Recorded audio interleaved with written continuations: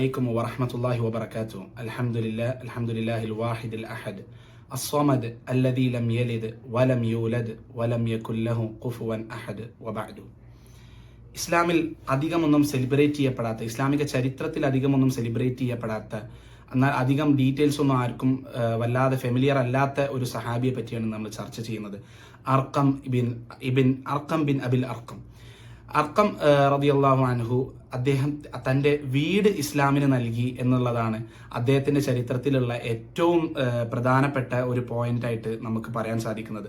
അത് ചിലർക്കൊക്കെ അല്ലെങ്കിൽ നമ്മൾ ചരിത്രം വായിക്കുന്ന ആളുകൾക്കൊക്കെ കുറച്ചൊക്കെ അറിയാവുന്ന ഒരു കാര്യമാണ്. അദ്ദേഹത്തെ പറ്റി പറയുന്നത് ഏഴാമതായിട്ട് ഇസ്ലാം സ്വീകരിച്ച ആള് എന്ന് ചില റിപ്പോർട്ടുകളിൽ കാണാൻ സാധിക്കും. കാരണം പക്ഷെ അത് നമുക്ക് കൃത്യമായി പറയാൻ സാധിക്കില്ല. കാരണം ഇസ്ലാം ആദ്യം സ്വീകരിക്കുന്ന ആളുകൾ ആരൊക്കെയായിരുന്നു എന്നുള്ളതിൽ തീർച്ചയായിട്ടും അഭിപ്രായ വ്യത്യാസം വരും. കാരണം അന്ന് അത് വളരെ പ്രൈവറ്റ് ആയിട്ടാണ് അന്ന് ദഅവ നടന്നിരുന്നത്. അല്ലെങ്കിൽ ചില ആളുകൾ ഇസ്ലാം സ്വീകരിച്ചത് മറ്റുള്ള ആളുകൾക്ക് അറിയുന്നുണ്ടായിരുന്നില്ല എന്നുള്ളതുകൊണ്ടാണ്. അപ്പൊ അദ്ദേഹം ഇസ്ലാം സ്വീകരിക്കുന്ന സമയത്ത് അദ്ദേഹത്തിന് 12 മുതൽ 16 വയസ്സ് വരെ അതിന്റെ ഇടയിലുള്ള ഒരു പ്രായമായിരുന്നു എന്ന റിപ്പോർട്ടുകൾ നമുക്ക് കാണാൻ സാധിക്കും. അപ്പൊ അന്നത്തെ വളരെ ചെറുപ്പക്കാരനായിരുന്ന അല്ലെങ്കിൽ ഒരു യുവാക്കളിൽ പെട്ടിരുന്ന ഒരു സഹാബിയായിരുന്നു അർക്കം റളിയല്ലാഹു അൻഹു.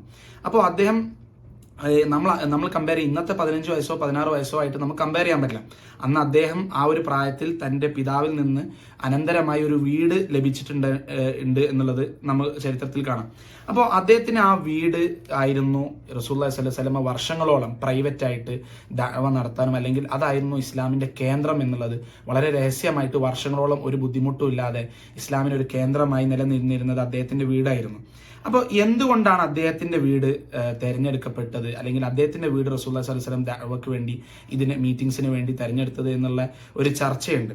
അപ്പൊ അതിൽ ഒന്നാമത്തെ കാര്യം എന്നുള്ളത് അദ്ദേഹത്തിന്റെ വീട് സഫ കുന്നിന് തൊട്ടടുത്ത്, അപ്പൊ ഇന്നും ഹറമിൽ അത് മാർക്ക് ചെയ്യപ്പെട്ടിട്ടുണ്ട് ആ ഒരു ഏരിയ എന്നുള്ളത്. സഫ കുന്നിന് തൊട്ടടുത്തായിരുന്നു അദ്ദേഹത്തിന്റെ വീട് നിലനിന്നിരുന്നത്.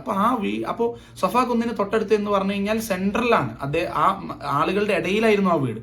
അപ്പോൾ ഇവർ സഹാബത്ത് അല്ലെങ്കിൽ റസൂലുള്ളാഹി സ്വല്ലല്ലാഹു അലൈഹി വസല്ലം തങ്ങളുടെ അന്ന് പെർസിക്യൂഷൻ നേരിടുന്ന സമയമാണ്, അന്ന് ആക്രമിക്കപ്പെടുന്നുണ്ട്. അപ്പൊ ഇവർ രഹസ്യമായി സിറ്റിയുടെ പുറത്തേക്ക് എന്തെങ്കിലും ആവശ്യത്തിന് എല്ലാവരും കൂട്ടമായി പോകുന്നുണ്ടെങ്കിൽ അതായിരുന്നു അന്ന് ശ്രദ്ധിക്കപ്പെടുക.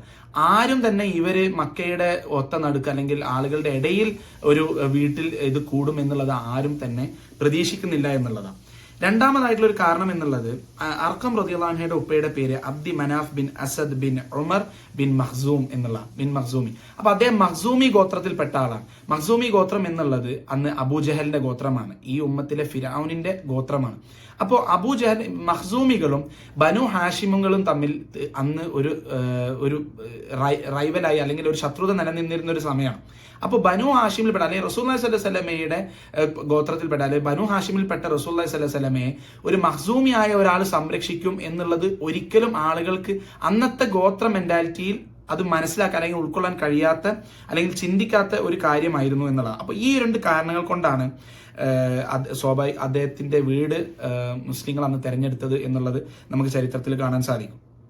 ഇപ്പോ പണ്ഡിതന്മാർ പറയും, മൂസ അലൈഹിസ്സലാം ഫിർഔനിന്റെ വീട്ടിൽ അള്ളാഹു സുബ്ഹാനഹു വ തആല വളർത്തിയതുപോലെ റസൂലുള്ളാഹി സ്വല്ലല്ലാഹു അലൈഹി വസല്ലമയെ സംരക്ഷിക്കാനും അദ്ദേഹത്തിന് ഒരു ജനതയെ അല്ലെങ്കിൽ ഒരു യുവ സമുദായത്തിനെ ഇതിൽ ഇസ്ലാമിൽ വാർത്തെടുക്കാനും വേണ്ടിയിട്ട് അള്ളാഹു സുബ്ഹാനഹു വ തആല ഈ ഉമ്മത്തിലെ ഫിർഔനായ അബൂജഹലിന്റെ ഗോത്രത്തിൽപ്പെട്ട ഒരു വ്യക്തിയുടെ വീട് തെരഞ്ഞെടുത്തു എന്നുള്ളത് പണ്ഡിതന്മാർ റിപ്പോർട്ടിൽ കാണാൻ സാധിക്കും. അപ്പൊ റസൂലുള്ളാഹി സ്വല്ലല്ലാഹു അലൈഹി വസല്ലമക്ക് അന്നും ഏറ്റവും പ്രതീക്ഷ ഉണ്ടായിരുന്നത് എന്നും യുവാക്കളിലായിരുന്നു. ഇപ്പോൾ ഈ പറയുന്ന അർക്കമിന്റെ വീട്ടിൽ നിന്നും അദ്ദേഹം പ്രബോധനം ചെയ്തിരുന്നതും അല്ലെങ്കിൽ ദീന് പഠിപ്പിച്ചു കൊടുത്തുകൊണ്ടിരുന്നതും എല്ലാം അന്നത്തെ യുവാക്കൾക്കാണ്. ഔസും ഖസ്റജിന്റെയും കഥ നമ്മൾ പിന്നീട് ചർച്ച ചെയ്യും. അവരും യുവാക്കളായിരുന്നു കൂടുതലും എന്നുള്ള കാണാൻ പറ്റും. മദീനയിൽ ഉണ്ടായിരുന്ന തായിഫിൽ അദ്ദേഹം പോയതും യുവാക്കളെ പ്രതീക്ഷിച്ചിട്ടാണ്.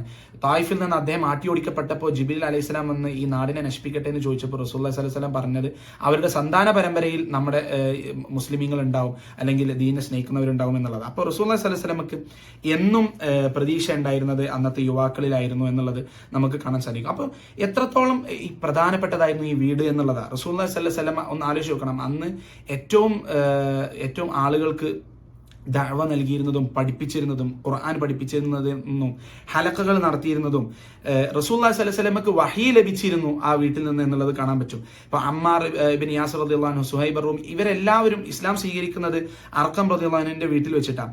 ഹംസ റളിയല്ലാഹു അൻഹു ഇസ്ലാം സ്വീകരിക്കാൻ വേണ്ടി റസൂലുള്ളാഹി സ്വല്ലല്ലാഹു അലൈഹി വസല്ലമയുടെ അടുത്തേക്ക് വരുന്നു. സാക്ഷാൽ ഉമർ ഖത്താബ്, നമുക്കറിയുന്ന പ്രസിദ്ധമായ ആ ഒരു കഥ, ഉമർ ഖത്താബ് ഇസ്ലാം സ്വീകരിക്കാൻ വേണ്ടി വരുന്നതും അവർ പിന്നീട് ഇസ്ലാം സ്വീകരിച്ചിട്ട് ഉമർ ഖത്താബും ഹംസ റളിയല്ലാഹു അൻഹുവിന്റെ നേതൃത്വത്തിൽ മക്കയിലേക്ക് ജാഥയായി പോകുന്നതും എല്ലാം അർഖം റളിയല്ലാഹു അൻഹുവിന്റെ വീട്ടിൽ നിന്നാണ്.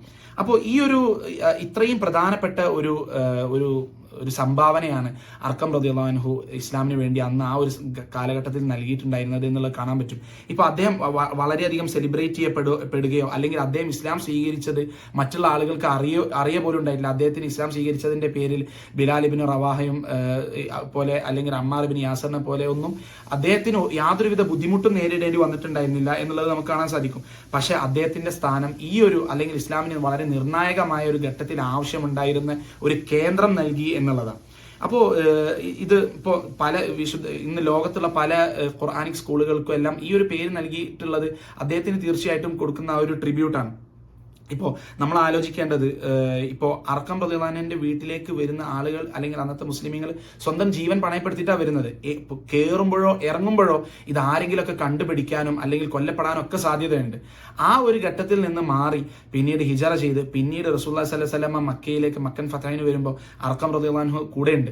എന്നിട്ട് അദ്ദേഹം മക്കയിലേക്ക് വരുന്ന സമയത്ത് അജയ്യനായി ആയിരക്കണക്കിന് ആളുകളുടെ കൂടെ അകമ്പടിയോടുകൂടി ഒരു മക്ക പിടിച്ചടക്കുമ്പോൾ അവർക്ക് എത്രത്തോളം ആ ഒരു സമയം, ആ ഒരു കാലഘട്ടം ഓർമ്മ വന്നിട്ടുണ്ടായിരിക്കും. അല്ലെങ്കിൽ ഇസ്ലാമിന്റെ വിജയം അത് എവിടെ നിന്ന് എവിടേക്ക് എത്തി എന്നുള്ള ആ ഒരു ചിന്താഗതി എത്രത്തോളം അവർക്ക് ഒരു സന്തോഷം നൽകിയിട്ടുണ്ടാവും എന്നുള്ളത് നമുക്ക് മനസ്സിലാക്കേണ്ടതാണ്. അർഖം റളിയല്ലാഹു അൻഹു നമുക്ക് ചില റിപ്പോർട്ടിൽ കാണാൻ പറ്റും, അദ്ദേഹം റസൂലുള്ളാഹി സ്വല്ലല്ലാഹു അലൈഹി വസല്ലമയുടെ കൂടെ ഹിജറ പോയി മദീനയിലേക്ക് പോയി. അദ്ദേഹത്തിന് സുറൈഖ് എന്ന ഏരിയയിൽ റസൂലുള്ളാഹി സ്വല്ലല്ലാഹു അലൈഹി വസല്ലമ ഒരു വീട് അല്ലെങ്കിൽ യുദ്ധാർജിത സ്വത്തിൽ നിന്ന് അദ്ദേഹത്തിന് ഒരു വീട് നൽകുന്നതായിട്ട് റിപ്പോർട്ടിൽ കാണാൻ പറ്റും. എല്ലാ യുദ്ധങ്ങളിലും റസൂലുള്ളാഹി സ്വല്ലല്ലാഹു അലൈഹി വസല്ലമയുടെ കൂടെ ബദറിലും ഉഹദിലും ഖന്തക്കിലും എല്ലാം പങ്കെടുത്തിട്ടുണ്ട്. എന്നിട്ട് അദ്ദേഹം മരണപ്പെടുന്നത് മുആവിയ റളിയല്ലാഹു അൻഹുവിന്റെ കാലഘട്ടത്തിലാണ്. അദ്ദേഹത്തിന് വേണ്ടി മയ്യത്ത് നിസ്കരിച്ചിട്ടുണ്ടായിരുന്നത് സഅദ് ബിൻ അബി വഖാസ് റളിയല്ലാഹു അൻഹു.